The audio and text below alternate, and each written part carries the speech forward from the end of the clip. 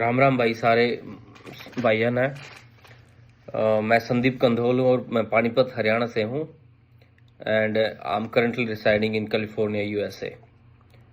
तो आज मैं आपको बताने वाला हूँ कि प्रोफाइल कैसे डेवलप करनी है। जो लोग गवर्नमेंट जॉब करते हैं, प्राइवेट जॉब करते हैं और उनकी सैलरी अच्छी है तो उनको तो कोई प्रॉब्लम नहीं, उनकी प्रोफाइल ऑलरेडी डेवलप्ड है।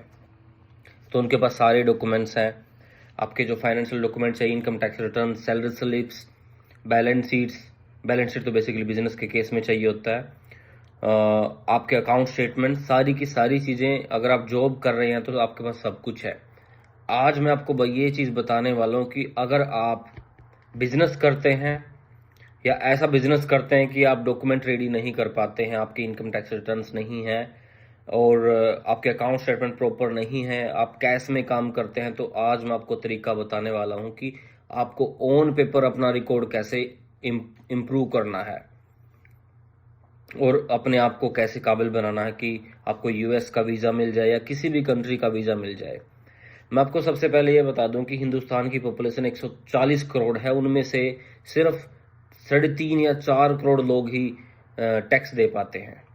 तो आप ये सोचिए, अगर 4 करोड़ लोग ही टैक्स देंगे तो वीज़ा सिर्फ उन्हीं लोगों को मिलेगा। जो टैक्स नहीं देता है तो वो कैसे प्रूव करेगा कि मैं किसी विदेश में जाऊंगा, किसी कंट्री में घूमने जाऊंगा और तो मैं मेरे पास पैसा है उतना कि मैं अपना खर्च उठा पाऊंगा किसी भी कंट्री में घूमने का। तो आप जस्टिफाई नहीं कर सकते अपने आप को कि मैं कैपेबल हूं किसी और कंट्री में ट्रैवल करने के लिए। तो जितने भी डेवलप्ड कंट्री हैं पूरे वर्ल्ड में, चाहे ऑस्ट्रेलिया हो, यूएस हो, कनाडा, सिंगापुर और एनी यूरोपियन कंट्रीज, सभी कंट्रीज में जो इंसान टैक्स देता है वो उसी को जेन्युइन, उसको ही वो एक रिस्पॉन्सिबल सिटीजन मानते हैं। बट हम हिंदुस्तान में टैक्स देना प्रेफर नहीं करते, हम टैक्स चोरी करना पसंद करते हैं। आज आपको मैं बता दूं कि भैया टैक्स आपको देना पड़ेगा अगर आप बाहर जाना चाहते हैं। तो सबसे पहली बात यह है कि अगर आप कुछ नहीं करते, आपके पास बिजनेस है, थोड़ा बहुत बिजनेस, आप छोटी मोटी दुकान है, एग्रीकल्चर इनकम है, आप पैसा कमा रहे हैं लेकिन पेपर पे नहीं है, तो आज आपको उनको पेपर पे लेके आना। उसको सबसे पहले आपको बताता हूं कि आपको इनकम टैक्स रिटर्न फाइल करनी है। आपको आज तक मान लीजिए आपने कभी इनकम टैक्स रिटर्न फाइल नहीं की है, तो आज अपनी फाइल कर लीजिए पहली इनकम टैक्स रिटर्न। कम से कम 6 से 7 लाख उसको लेके जाइए, जितनी आपकी इनकम है सारी की सारी उसमें दिखाइए आप।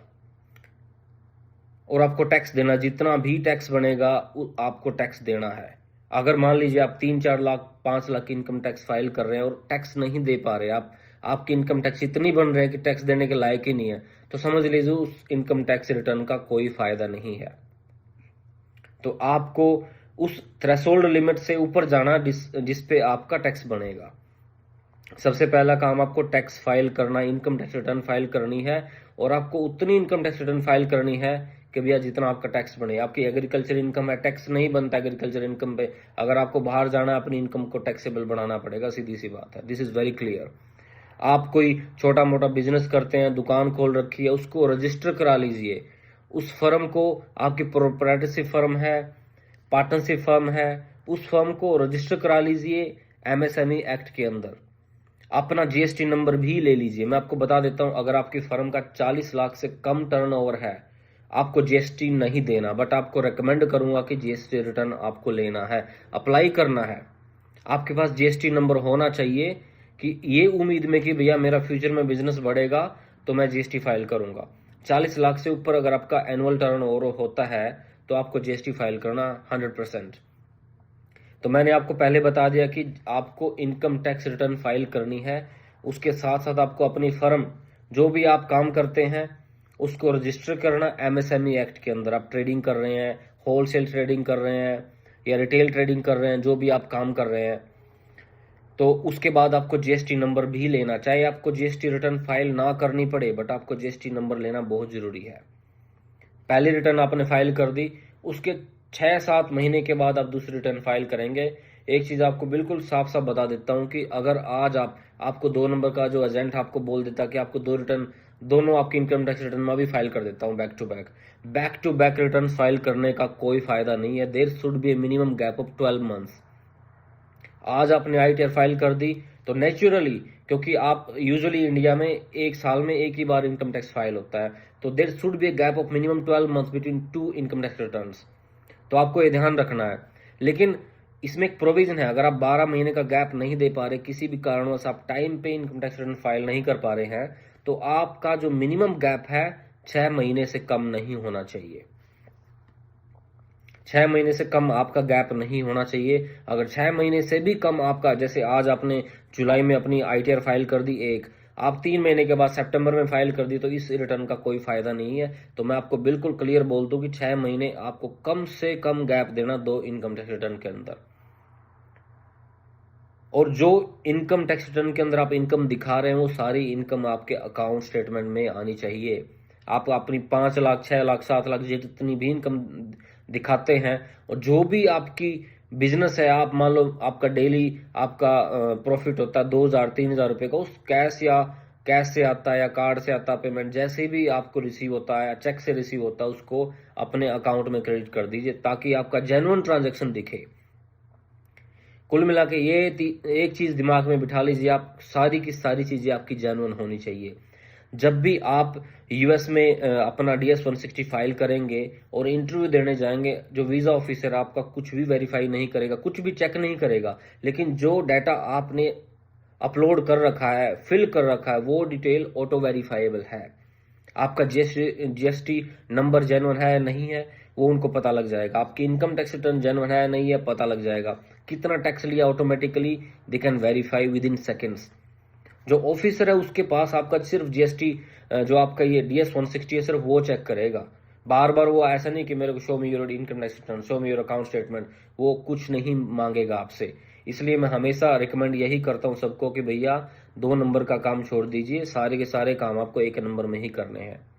सारे के सारे डॉक्यूमेंट आपके जेन्युइन होने चाहिए। और ये बिल्कुल भी जरूरी नहीं कि आपकी 20 लाख इनकम होनी चाहिए यूएस वीजा के लिए, ऐसा कहीं भी नहीं लिखा हुआ है। उन्होंने सिर्फ ये लिख रखा है कि आप यूएस जाएंगे तो आपके पास इतना पैसा होना चाहिए कि आप अपनी ट्रिप की जो एक्सपेंस होगा उसको कवर अप कर सके। और आपका इंडिया में टाइप होना बहुत जरूरी है। और टाइप को जस्टिफाई करने का मैंने आपको तरीका बता दिया। तो आप जॉब कर रहे हैं, आपकी इनकम अच्छी है, और आप गवर्नमेंट जॉब में कम इनकम भी है, चल जाता है, कोई प्रॉब्लम नहीं है। अगर आप बिजनेस कर रहे हैं तो आपने दिखा दिया कि हाँ मेरे पास ऑलरेडी बिजनेस है, मैं 5 साल 10 साल से बिजनेस कर रहा हूँ और ये मेरा बिजनेस है, मेरे पास मैंने GST फाइल करता हूँ या नहीं करता हूँ तो मेरे पास नंबर है, मैं income tax return regularly file कर रहा हूँ और अकाउंट में मेरे सारे ट्रांजेक्शन जेन्युइन है।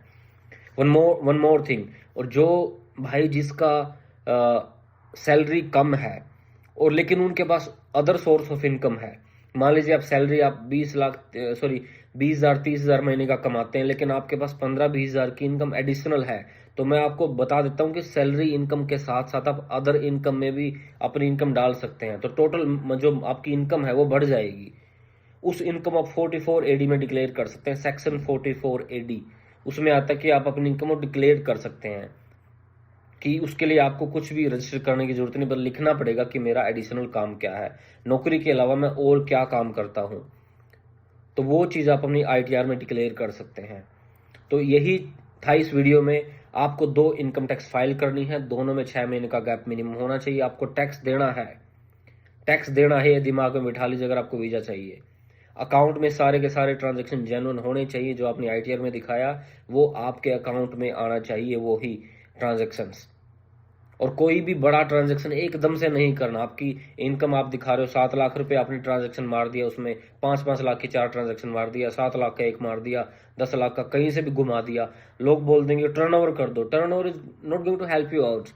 टर्नओवर तब हेल्प करेगा अगर आपका जेन्युइन टर्नओवर उसमें दिख रहा है आपके पास।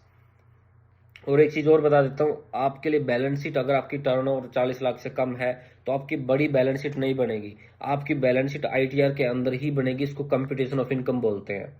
आप उसको खुद भी बना सकते हैं अगर थोड़े बहुत आपके पढ़े लिखे हैं, नहीं तो किसी चार्टर्ड अकाउंट से 200-400 रुपए देके आप बनवा सकते हैं। उनको सिर्फ ये बताना कि मेरे टर्नओवर इतना है, उनको बही खाता अगर आप मेंटेन करते हो दिखा सकते हो, उसके बेस पे आपका बैलेंस शीट बना देगा वो।